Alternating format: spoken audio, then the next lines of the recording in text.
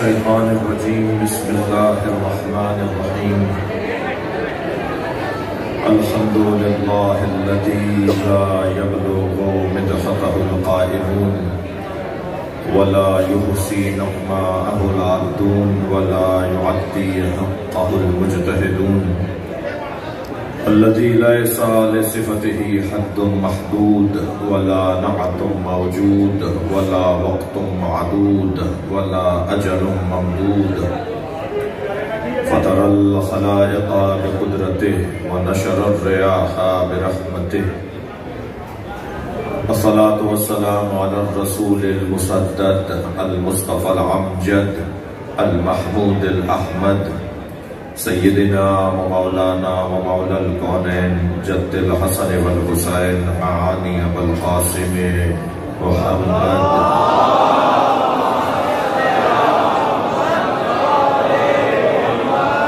व आलिहि तय्यबीन अत्ताहिरीन अल मासूमीन अल्लज़ीना क़ाला अल्लाहु इन्नमा युरीदुल्लाहु लियुज़हिबा अन्कुम अर्रजसा अहलल बैत व युतahhirakum तत्हीरा।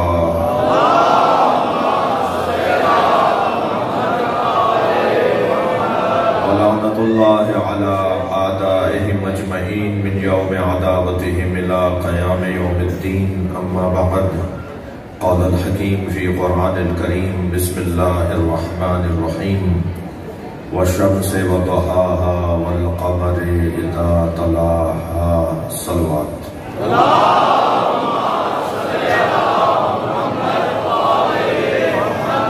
इससे बुलंद सलवात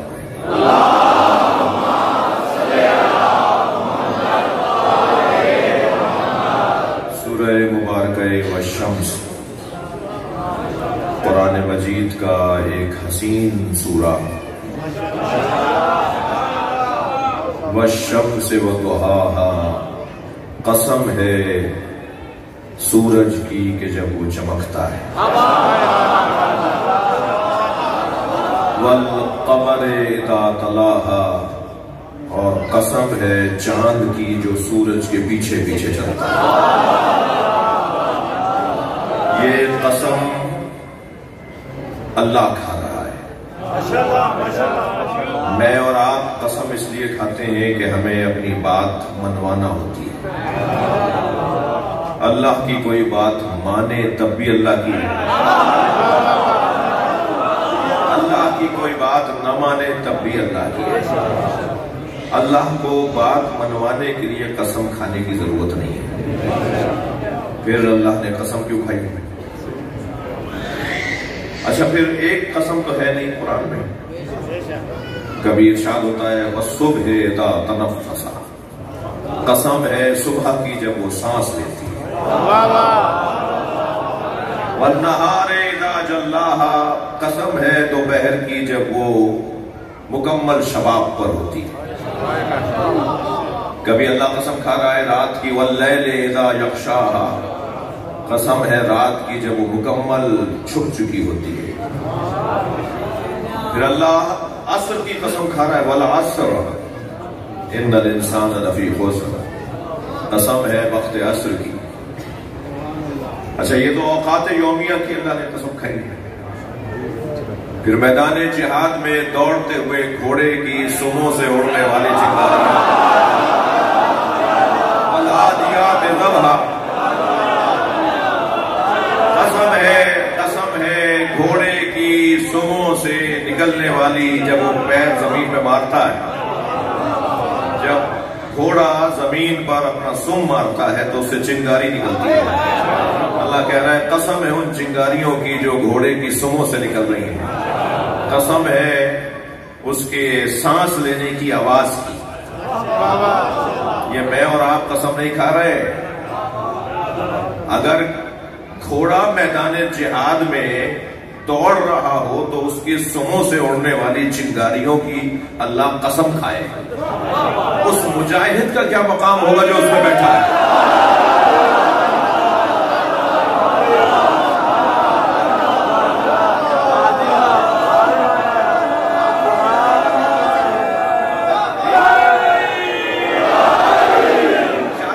शायद अल्लाह ने हम पर एहसान किया है कि एक जमाना आएगा जो कुछ लोग एक कौम को घोड़ा परस्त कहेंगे। अल्लाह ने हुसैन के मानने वालों को हौसला दिया है। ये कभी तो कुरान पढ़ेंगे। अगर किसी भी मैदान जिहाद में दौड़ने वाले घोड़े का ये मकाम हो सकता है तो करबला में दौड़ने वाले घोड़े का क्या मकाम? यह तो कसमें खा रहा है। मेरा मजमून कसम नहीं है और इस वक्त ये मजमून नहीं है, लेकिन कसमें अल्लाह की जो कुरान में मौजूद है। अल्लाह कसम क्यों खा रहा है भाई? मैंने अर्ज किया कि हम कसम खाते हैं ताकि हमारी बात, मौला अब्बास की कसम मैं सच कह रहा हूं, आप फौरन मान लेंगे मौलाना झूठ नहीं बोलेंगे, इसलिए कि अब इन्होंने कसम खा ली। तो हम कसम इसलिए खाते हैं ताकि हमारी बात मजबूत हो जाए। अल्लाह क्यों खा रहा है कसम? अल्लाह इसलिए कसम नहीं खाता कि अपनी बात को मोतबर बनाना है। वैसे भी अल्लाह का काम और बंदों का काम मुख्तलिफ है। अल्लाह का काम और है, बंदों का काम और है। अल्लाह जब काम करता है तो फिर अल्लाह ही काम करता है। जी जी जी जी, ये जो वसीले को नहीं मानते ना, कहते डायरेक्ट अल्लाह से बात करनी है।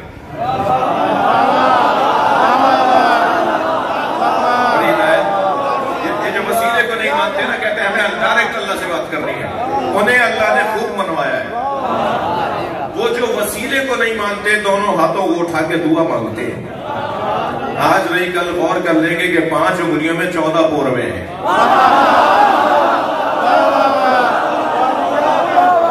ये रुमूज है भाई, ये रम्ज है, ये रुमूज है, इशारे हैं, किनायों में अल्लाह बात कर रहा है, समझाना चाहता है। गौर करो, तदब्बुर करो। जो मज़ारों पे जाने को शिर्क कहते हैं, वो मक्के में जाकर खाना काबा के तवाफ के साथ हतीम का तवाफ भी करते हैं। वो जो नाची सी दीवार उठी हुई है ना, डी-नुमा शक्ल, एक दीवार उठी हुई है छोटी सी जिसमें परनाला गिरता है, वो खाना काबा नहीं है, मगर उसका तवाफ वाजिब है। अगर बीच में रास्ता बना हुआ है, तकरीबन शायद 2 पिलरों के बराबर जगह है उसके अंदर जी, उसमें से लोग निकल सकते हैं, लेकिन अगर कोई वहां से निकल के जाएगा तवाफ बातिल। उन्हें उस दीवार का तवाफ भी करना पड़ेगा जो काबे के साथ बनी हुई है। वो दीवार काबा नहीं है, वो इस्माइल और हाजरा की कब्रें हैं। तो कब्रों को न मानो, मैं तवाफ करवाऊंगा।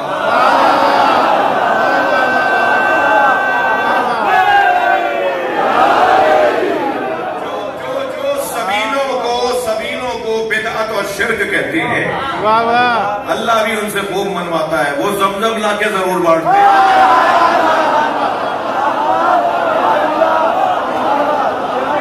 अल्लाह का काम देखिए भाई। गार में नबी थे, अल्लाह ने मकड़ी का जाला तनवा कर इंतजाम किया, नहीं है। और बिस्तर पे नबी नहीं थे,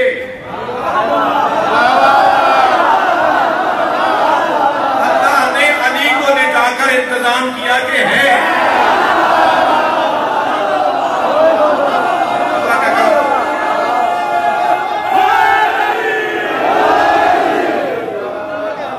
कार में नबी नहीं, कार में नबी है, अल्लाह इंतजाम कर रहा है, नहीं है।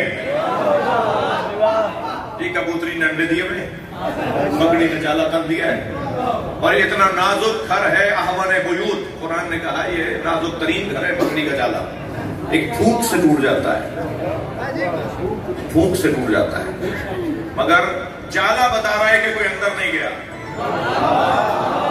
अच्छा, ये कदम शनास लोग तो थे, पैरों के निशान देखते देखते पहुंच गए।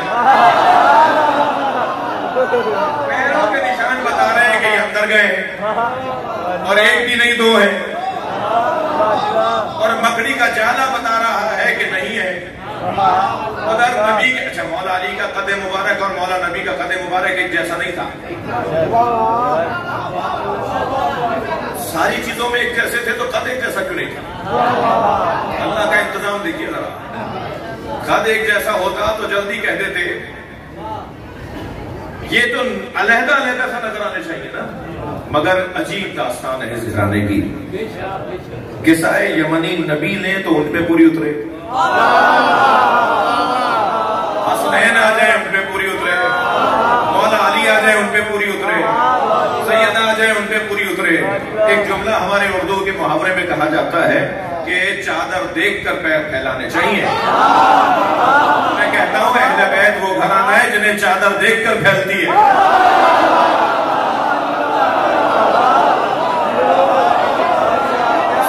पढ़े मोहम्मद वाले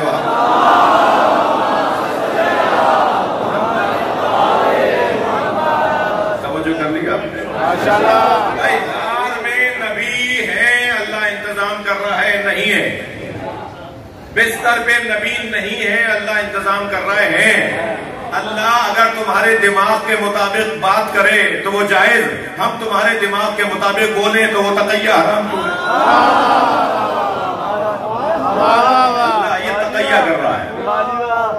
तकैया बुज़दिली को नहीं कहते, सामने वाले की काबिलियत को कहते हैं। सामने वाले की अहलियत देखकर बात करना तकैया है।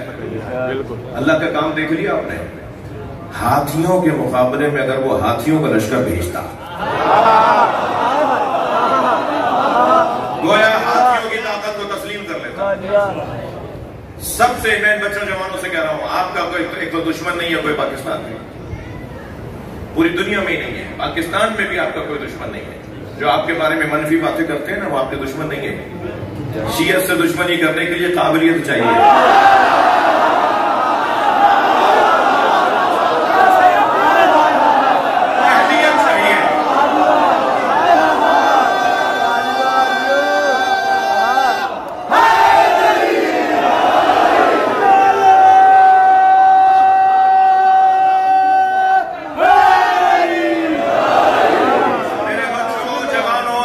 अपना दुश्मन नहीं मानो, हर एक को अपना दुश्मन नहीं मानो। हमारा कोई दुश्मन नहीं है, ये सुन्नी हमारी जान है, सुन्नी हमारे भाई नहीं है, हमारी जान है। सुन्नियों के बगैर हमारा गुजारा नहीं है और हमारे बगैर उनका गुजारा नहीं है। सारे दुनिया के सुन्नी मिलकर शियों को खत्म नहीं कर सकते और सारे दुनिया के शिया मिलकर सुन्नियों को खत्म नहीं कर सकते। तो जो काम कर नहीं सकते उसकी कोशिश क्यों करते हो? सारी दुनिया में सुन्नी शिया रहते हैं, पाकिस्तान में भी रहते हैं, हर शहर में रहते हैं, हर गली कूचे में रहते हैं। सुन्नी हमारी जान है। जिन्हें सुन्नी सुन्नी मानने को तैयार नहीं है, हम उनकी बात नहीं कर रहे।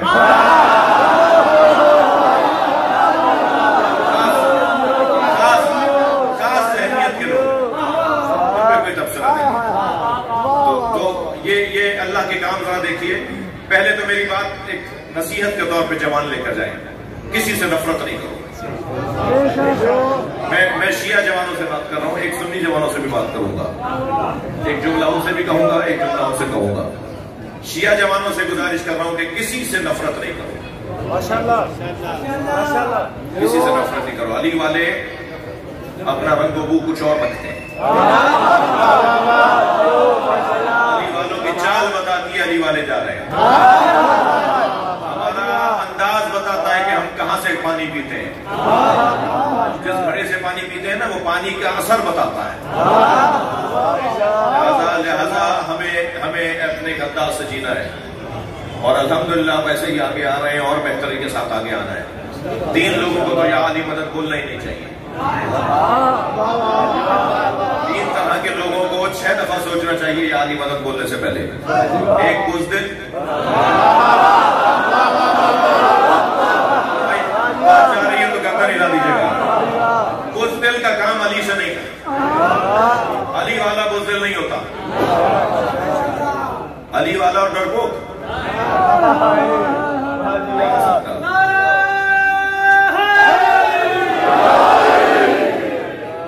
एक सरदार जी कहने लगे, मेरा पोता रोजाना सुबह शाम आते जाते भागते दौड़ते उछलते कूदते आवाजें लगाता या अली या अली।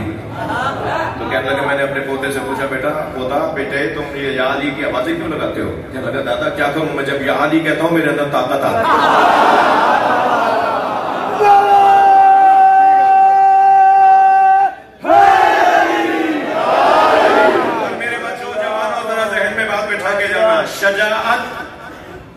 यानी बहादुरी, यानी बुज़दिली का ना होना, डरपोक ना होना।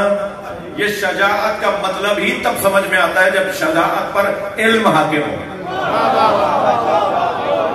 इल्म के बगैर कुव्वत का इस्तेमाल, ताकत का इस्तेमाल, इल्म के बगैर दहशतगर्दी है, शजाअत नहीं है।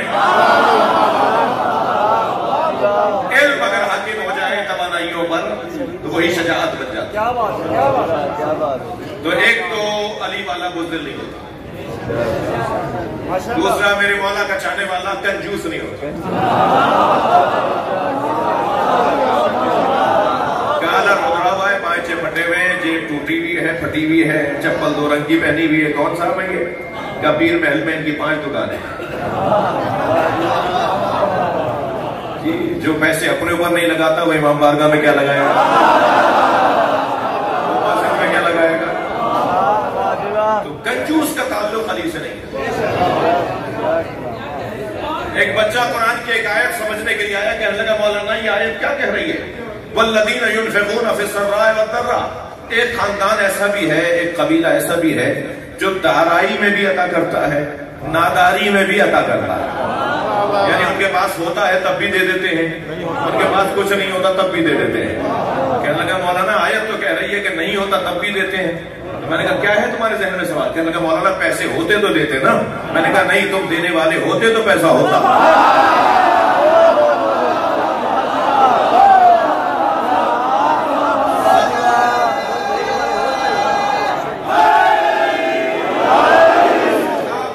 कोई ताल्लुक पैसे से नहीं है। सखावत एक अमर कल्बी है, एक कैफियत नफसानी है, एक कैफियत रूहानी है। तुम देने का जज्बा ईजाद करो, अल्लाह तुम्हें वास्ता फैज बना देगा। फिर तुम्हारे हाथों से ही लोगों के मसले हल होंगे। जी मैं अपने मजमून पर बात कर रहा हूँ। जिस महीने में जश्न पढ़ने आया हूँ ना, सब देने वालों का महीना। ये जितने भी लोग बैठे हैं, कोई करोड़पति भी अगर आया बैठा है ना, आप जरा मजलिसों और महफिलों का रंग तो देखिए। इस वक्त में इस तरफ बीच में, वो बिल्कुल दरमियान में, इस तरफ भी बाज लोगों को पहलू बदलने की जगह नहीं है। ये बच्चा पहलू नहीं बदल पाएगा, जैसा है ना ऐसे ही बैठा रहेगा। तो बदन को तकलीफ हो रही है मगर रूह को ग़िज़ा मिल रही है। ये कैसे हो रहा है? अल्लामा इक़बाल कहते हैं इश्क पर आमाल की बुनियाद रख। देखा होगा बहुत से लोगों को सालाना 2 रकत नमाज, जो नमाज ईदैन है, वो पढ़ने का भी दिल नहीं करता। मस्जिद के दरवाजा छू के आ जाते हैं, और वो भी शायद मस्जिद के दरवाजे तक इसलिए आते हैं कि बेगम साहिबा ने कपड़े और अपने इस्त्री करके नए कपड़े दिए हैं, अरे जाके साल में एक दफा तो पढ़ लो। अब उन्हें क्योंकि मुंह दिखाना है, अल्लाह को तो ये क्या मुंह दिखाएंगे? तो उनको मुंह दिखाने के लिए दरवाजा छू कर चले जाते हैं कि मस्जिद देख कर आए हो। कहां से आ रहे हैं? ये मस्जिद से आ रहा हूं। अब ये कौन बताए कि नमाज पढ़ के नहीं आए? तो बहुत से लोगों को सालाना 2 रकत नमाज में मजा नहीं आता, और कुछ लोग ऐसे होते हैं जो आधी आधी रात में एक सजदा आधी रात में पूरा करते हैं। नमाज शब कज़ा हुए उनके 70 साल हो गए, नमाज शब 70 साल से पढ़ रहे हैं। नमाज पंजगाना उनकी कज़ा ही नहीं होती। तो इन दोनों में अच्छा कुछ लोग हैं जो साल में 10 दिन के लिए अज़ादार हैं। अच्छा बाबू बोलेगा जो पक्का अज़ादार होगा, दाएं बाएं मुड़ के मत देखिएगा अगर आपको कोई नजर आ रहा हो। बहुत सारे लोग होते हैं जो साल में 10 दिन के अज़ादार होते हैं जी, वो 10 दिन के लिए मजलिस में आते हैं। और फिर उन 10 दिन वालों में भी लोग होते हैं जो 9 और 10 मुहर्रम की छुट्टी की वजह से आते हैं। यानी साल में उन्हें 2 दिन मजलिसों में जाने की तौफीक होती है। और कुछ लोग वो होते हैं कि जो ढूंढ रहे होते हैं कि कहां मजलिस हो रही है।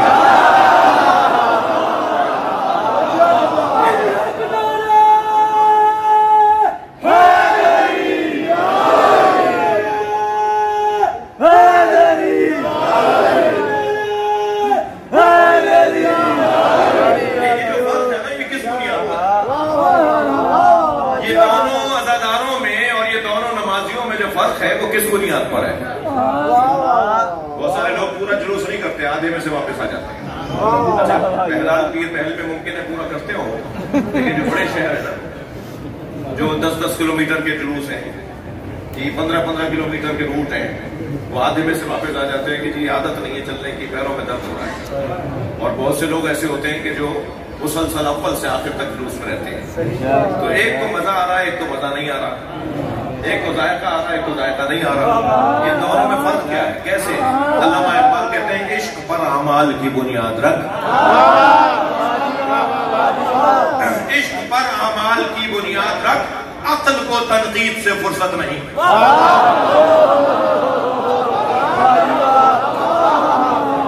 ये जो इस वक्त आपकी कैफियत है ना, मैं तो रोजाना सुबह शाम ये कैफियत हर शहर में देख रहा हूँ। मुमकिन है यहाँ का कोई जमात के ऐसा बहुत अरसे बाद इतना बड़ा इज्तिमा हुआ है, मुमकिन है, हो सकता है रोजाना ही होता हो, लेकिन ये जो कैफियत है ना आपकी, ये इश्क के बगैर मुमकिन नहीं है। बेखतर कूद पड़ा आतिशे नमरूद में इश्क, अक्ल अभी महवे तमाशाए लबे बाम रही, अक्ल तो छत पे खड़ी देखती रही, इब्राहिम नहीं कूदे थे, इश्क कूदा।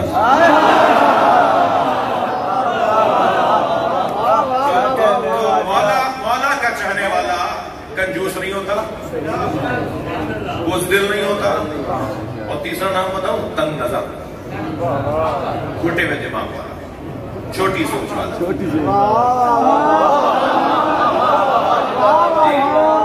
पंजाबी बिरादरी के अंदर जो जाते हैं, ये भट्टी है, ये चुगताई है, ये मिसाल के तौर पे बलोच है, चौहान है।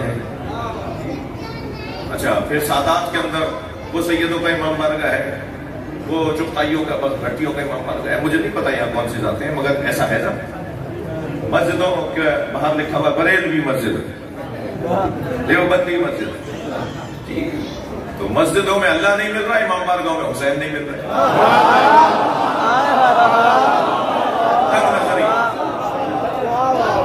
छोटी सोच, ये तुम्हारा इमाम बारगाह, वो तुम्हारा मातमी दस्ता है, हम वहां नहीं करेंगे मातम, हम यहाँ करेंगे।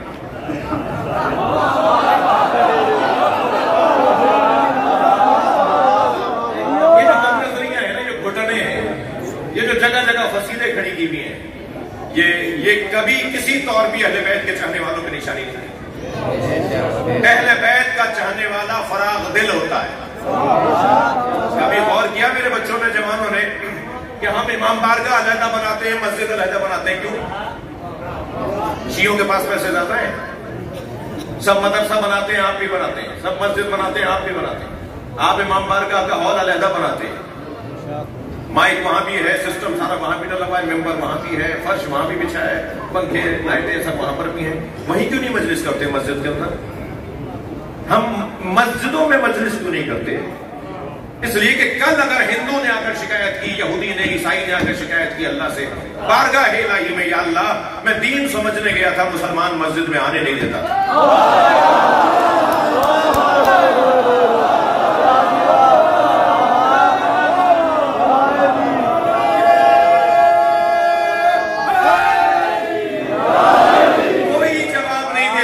मगर आप जवाब देंगे, क्या अल्लाह हमने मस्जिद के साथ इमाम बारगाह बनाया ही इसलिए था, ये इमाम बारगाह हुसैन का खैमा है, हर आने वाले हुर के लिए खुला रहना चाहिए।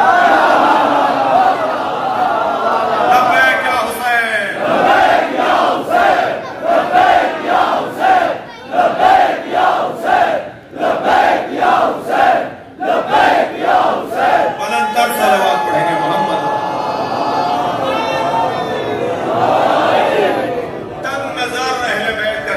नहीं होता। मैं जवानों को नसीहत कर रहा था कि किसी से नफरत नहीं करो। सुन्नी हमारे भाई नहीं, हमारी जान है। जब आप नफरत नहीं करेंगे तो आपके इलाके में देवबंदी बरेलवी आदमी रहता है ना, तो कभी उसके लिए गिफ्ट भी ले जाया करो, कभी उसके लिए गुलदस्ता भी ले जाया करो, कभी उसे कोई तोहफा भी दे दिया करो। और तोहफा देते वक्त कहो कि हम शिया हैं, हमारे आलिम ने कहा है कि सुन्नी आलिम का एहतराम करो। मेरी कौम ने अगर एक साल ये प्रैक्टिस कर ली ना, तो रंग ही कुछ और होगा पाकिस्तान।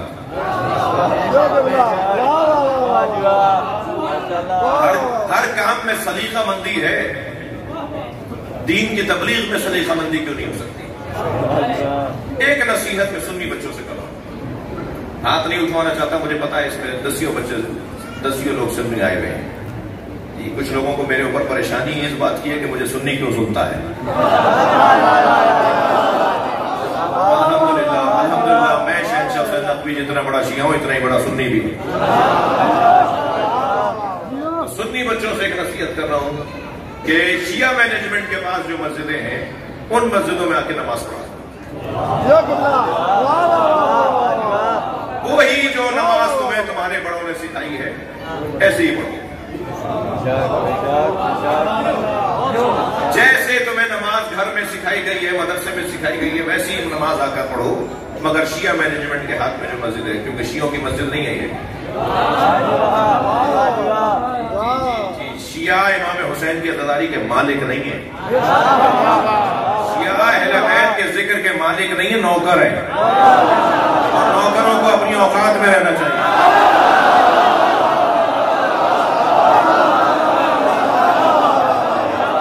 मालिक के मेहमानों का ख्याल करना चाहिए।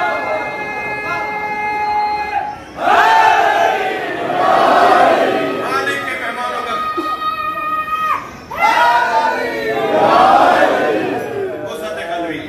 सादर बर्दाश्त तहम्मुल मिजाजी। मुझे वो सुन्नी बहुत अच्छा लगता है जो लाखों शियों में हाथ बांध के नमाज पढ़ता है, मशहद में, नजफ में, करबला में, लाखों शियों के दरमियान 2, 4, 5, 10 कभी यहाँ कभी वहां मुख्तलिफ जगहों पर सैकड़ों में होते हैं वो भी जो हाथ बांधे हुए नमाज पढ़ रहे होते हैं। मुझे वो सुन्नी बहुत अच्छा लगता है। यकीन जानिए कि जो लाखों शियों में हाथ बांध के नमाज पढ़ता है, वो लाखों शियों में इत्मीनान के साथ हाथ बांध के और हाथ बांध कर पैगाम देता है, शियों से डरना नहीं है, मारते नहीं है।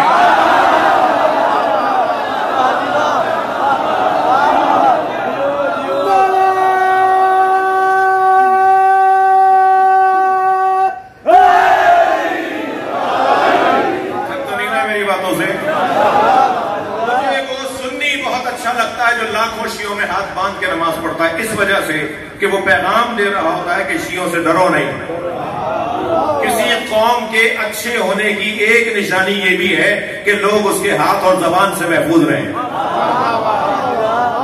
इनसे डरना नहीं है, मारते नहीं है। दूसरा पैगाम वो ये दे रहा होता है कि मैं जो दीन समझा हूं उसमें अमल करने की जरूरत भी रखता हूं। सुन्नी भाई मेरा अजीज वो पैगाम दे रहा होता है जो दीन मैंने समझा है उसमें अमल करने की मैं जरूरत भी रखता हूँ, हौसला भी रखता हूँ। जितना अच्छा मुझे वो सुन्नी लगता है ना जो लाखों शियों में हाथ बांध के नमाज पढ़ता है, इतना ही बुरा मुझे वो शिया लगता है जो 4 सुन्नियों में हाथ बांध लेता है।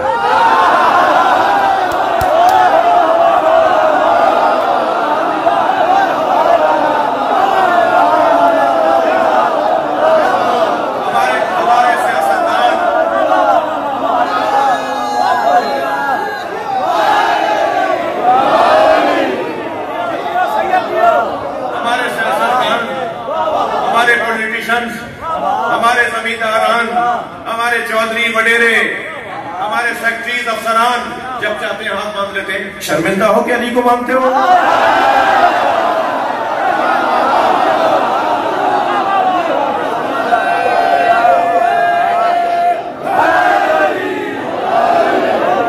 सीना ठोक के कहो जाफर सादिक के फिक्र पे अमल करो। शेमानी किस बात की है? मैं एक मजलिस में यही जुमले कहकर उतरा तो 2-3 सियासतदान आए हुए थे, तो उन्होंने एक ने मुझे हाथ पकड़ के कहा मौलाना ये बांध रहता है। तो मैंने पूछा जी क्या कह रहे हैं? कह लगे क्या करूं मैं, एक जगह ये मुझे दे गए, ये तो हाथ खोल के सजदा रख के पहली सब में खड़े हुए, और मैंने जो दाएं बाएं देखा तो दाएं बाएं मरहम खड़े हुए थे। कहने लगे मुझे तो घबराहट हुई, मैंने बांध लिए। मैंने कहा आपको दाएं बाएं मरहम खड़े हुए नजर आ गए, अंदर उतरा हुआ अली नजर नहीं आया।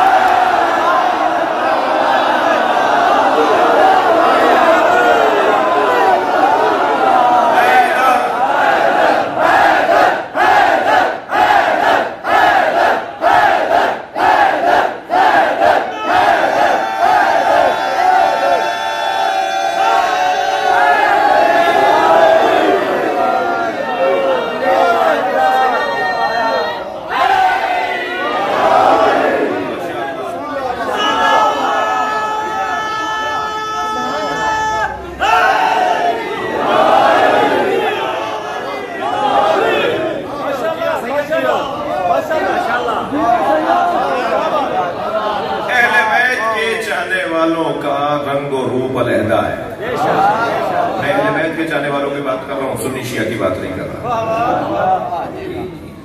हम सब यहाँ पर मुत्तफिक हैं, मुश्तरक हैं। करम है उस अल्लाह का कि जिसने हमें सूरजों से जोड़ा है। मैं और आप जिस जगह बैठे हैं उससे अच्छी जगह नहीं है।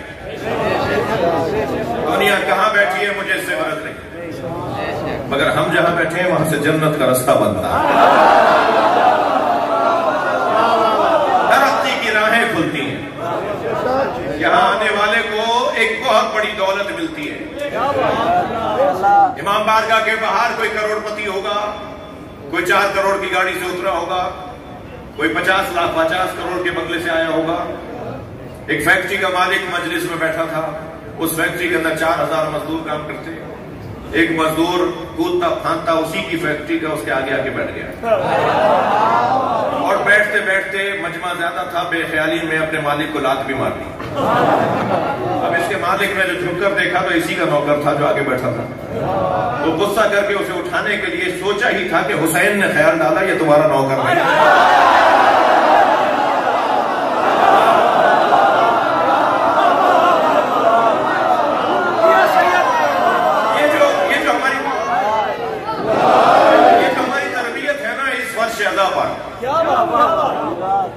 इस तरबियत की कीमत कितनी है ये शायद बहुत से लोगों को मरने के बाद पता चलेगा। सब इस वक्त इमाम बारगाह में जूतियां उतार के आए ना, सबने क्यों नहीं कहा बेशक? सब हम फर्श अज़ा पर जब आते हैं, थोड़ा सा अंदरूनी सिंध में और पंजाब में ये कमजोरी है कि जूते लेके आ जाते हैं फर्श के ऊपर। इमाम बारगाह में जूते लेके आ जाते हैं, ये है वो। कभी मैं जो कमजोरियां हैं वो कभी और कहीं और बताऊंगा, माइक में तो खूबियां बताई जाती हैं। तो हम सब इमाम बारगाह में जूतियां उतार कर आए। हम इमाम बारगाह में जूतियां उतार कर आते हैं। मौला अली ने जूतियों का नाम दुनिया रखा है। हम अपनी दुनिया छोड़ कर आते हैं। कोई किसी हैसियत का होगा वो बाहर है, इमाम बारगाह में आए सब हुसैन के फकीर हैं। ये जो कैफियत है ना, ये जो सोच है, ये जो आजिज़ी की सोच है, ये जो खाकसारी की सोच है, ये जो अपनी जात की नफी की सोच है। बहुत से लोगों को तकिए, गद्दे, गिलाफ, सोफा, उनके अलावा बैठने की आदत नहीं होती, मगर वो हुसैन के नाम पर, अहले बैत के नाम पर जमीन पे बैठ जाते हैं।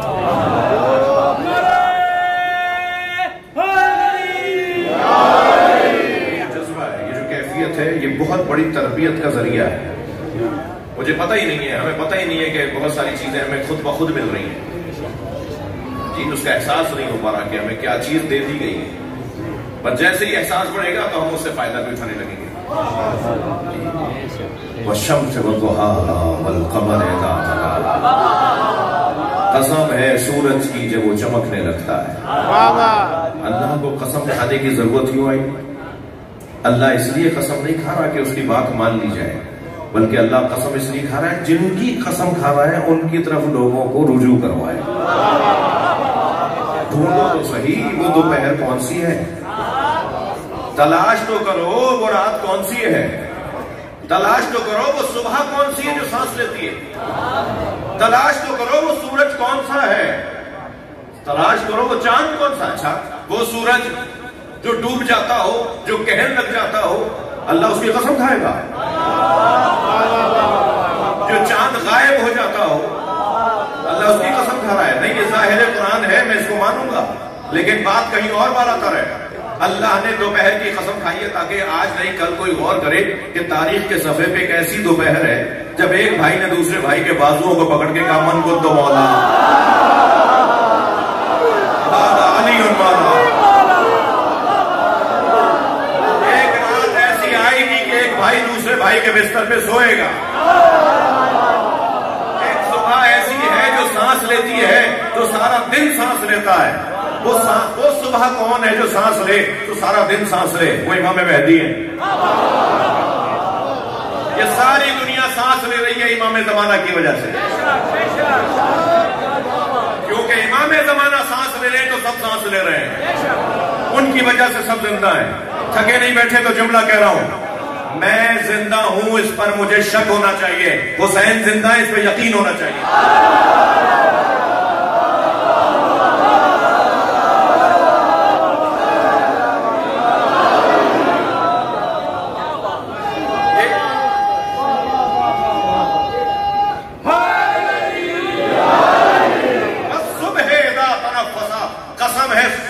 जब वो सांस लेती है, वह शम्स वदुहाहा, कसम है सूरज की जब वो चमकने लगता है।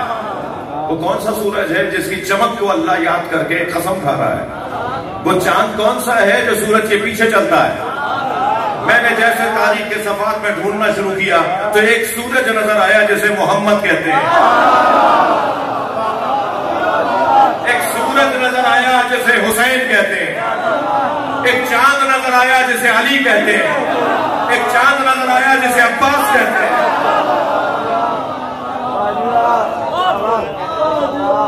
जो सूरज के पीछे पीछे चलता है।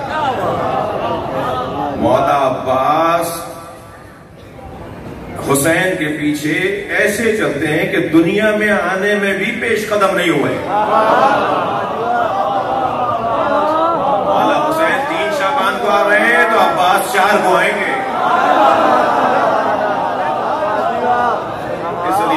इसलिए कि चांद सूरज के पीछे चलता है।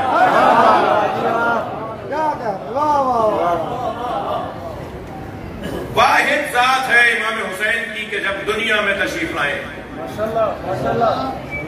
आइम्मा अहले बैत का मकाम, अहले बैत की अजमत काबिल बयान नहीं है, इतनी वसी है, इतनी संगीन है, इतनी गहरी है, मगर हुसैन हुसैन है। 4 मोहम्मद, 4 अली, 2 हसन, 1 जाफर, 1 हुसैन। 14 में हुसैन एक ही है, इन 12 इमामों में हुसैन एक ही है। जब इमाम को दुनिया में भेजा ना अल्लाह ने, थोड़ा सा तसल्ली दीजिए, थक तो नहीं रहे?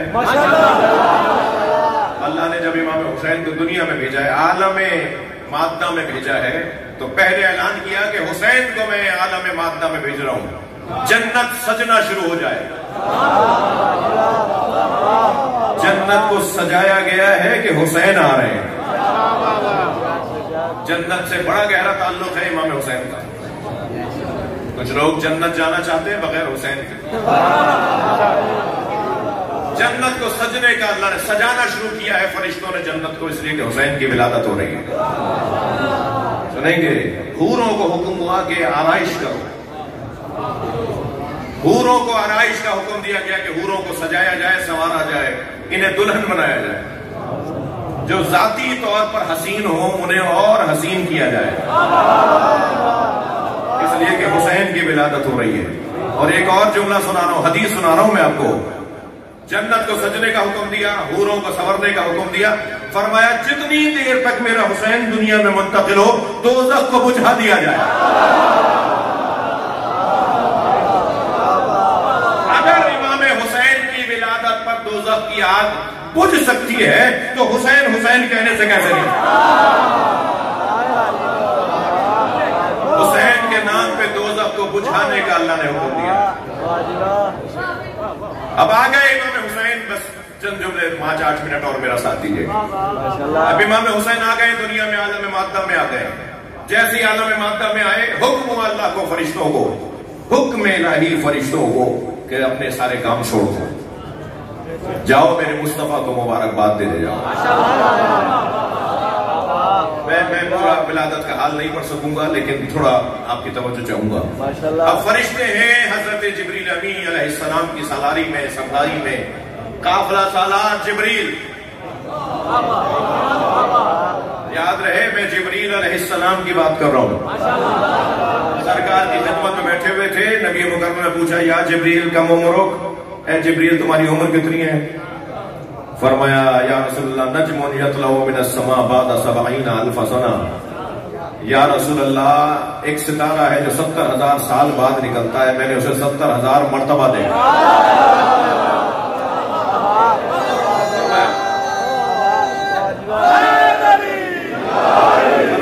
फरमाया जिब्रील आज देखोगे तो पहचान जाओगे।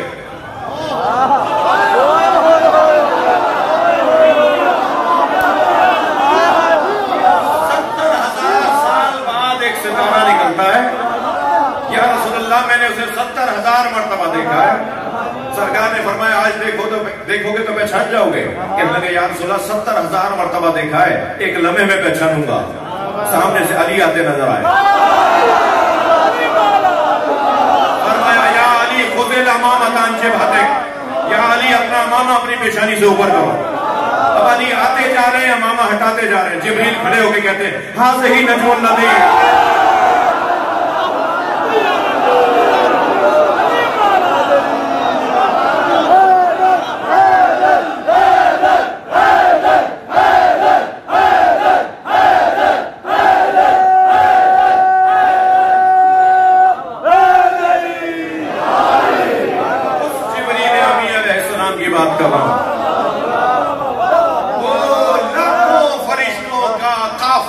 चले कहां जा रहे हैं? नबी मुकर्रम को मुबारकबाद देने जा रहे हैं। हुसैन आए। 3 फरिश्ते तरके औला की वजह से, सलसाइल, दरदाइल और फुतरूस, 3 फरिश्ते हैं जिनके बालों पर चल चुके हैं, जो एक जगह पर बैठे हुए किसी वक्त का इंतजार कर रहे हैं जब रहमत इलाही को जोश आए। उन्होंने अचानक देखा कि फरिश्तों का काफिला जा रहा है। सुभान अल्लाह। तो आवाज देकर कहा फतरुस ने सलसाइल और दरदाइल की तरफ से कि कहां का इरादा है आप लोगों का?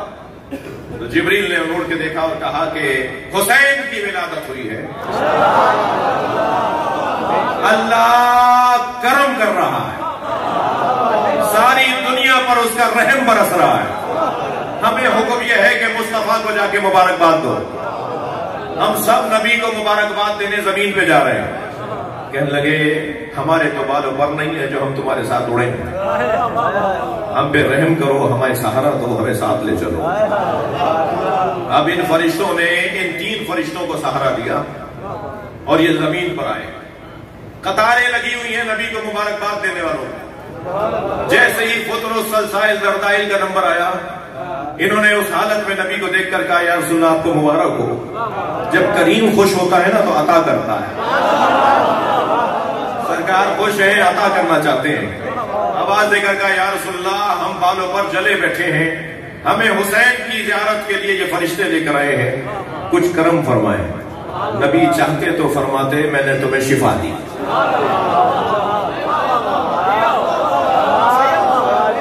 मगर हुसैन की अजमत कैसे रोशन होगी? फरमाया हुसैन के झूले से जाके खुद को मत करो। हुसैन के झूले से। मेरे बच्चों जवानों मुझे हाँ ना में जवाब देना। झूला लकड़ी का होगा, झूला हुसैन तो नहीं है। झूला और है, हुसैन और है। अगर इमाम के बदने मुबारक से कोई लकड़ी मस हो जाए तो मैं अलम समझ में नहीं आ रहा।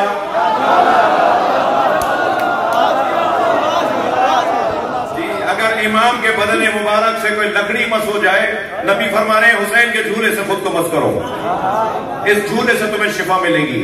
इन 3 फरिश्तों ने खुद को मस किया इमाम हुसैन के झूले से। और यहां मस होना था कि एक मर्तबा बालों पर बहाल होना शुरू हो गया। और बालों पर ऐसे बहाल हुए, तवज्जो चाहूंगा, बालों पर ऐसे बहाल हुए कि एक मर्तबा नबी की खिदमत में आके सलसाइल ने कहा या रसूलल्लाह कयामत तक हुसैन के ज़ायरों के रिज़्क़ की जिम्मेदारी मैं लेता हूं।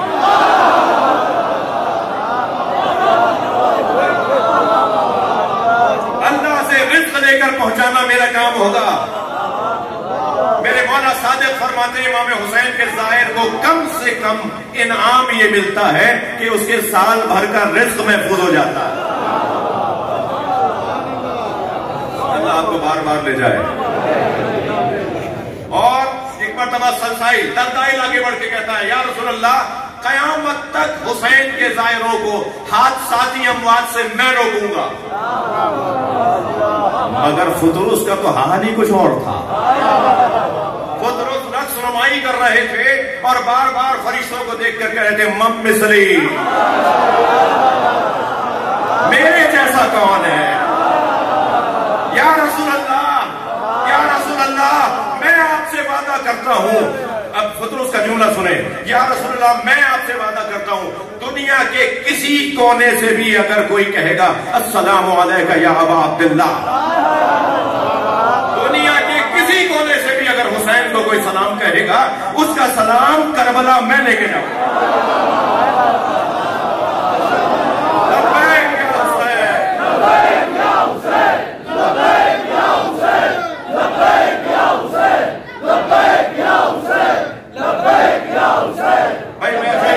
मेरे हिस्से की मुकम्मल हो गई, मगर मेरा दिल कह रहा है कि एक रिवायत मैं आपको हदिया और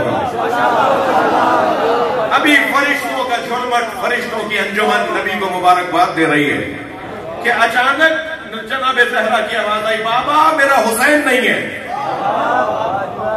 मेरा हुसैन नजर नहीं आ रहा। नबी अपनी जगह से उठे, झूले के करीब आए, देखा झूले में हुसैन नहीं है।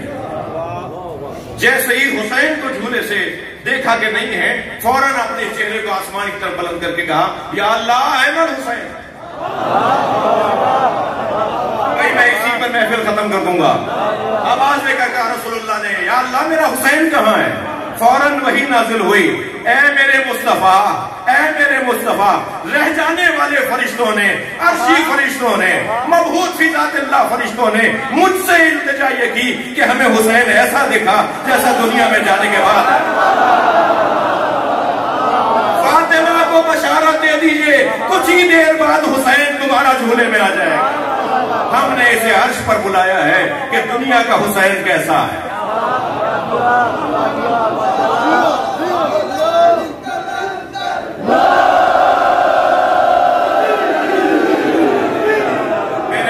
मेरे बच्चों, अजीजों, जवानों, फरिश्ते तो मादी मखलूक नहीं है, तो बालों पर का क्या मतलब है?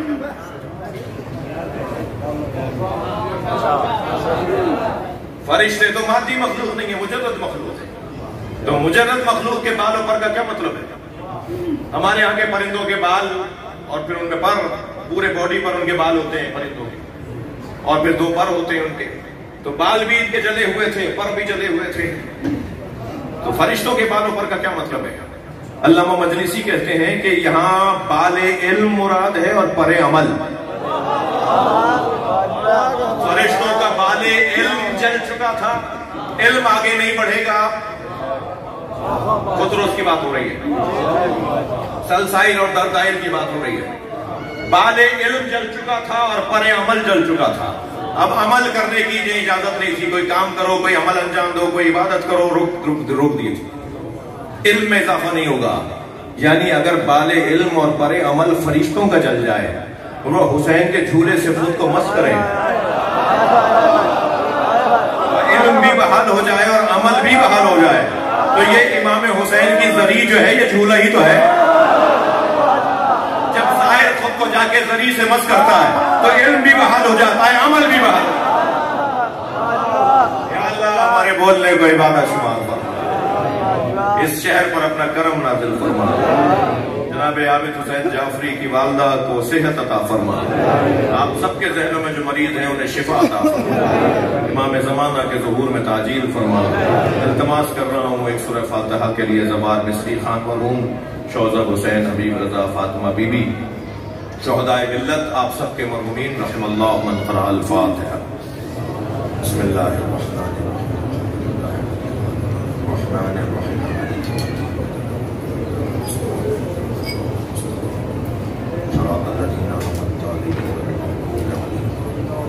हाजात की बराबरी, मरीजों की शिफायाबी के लिए इस शहर पे रहम और करम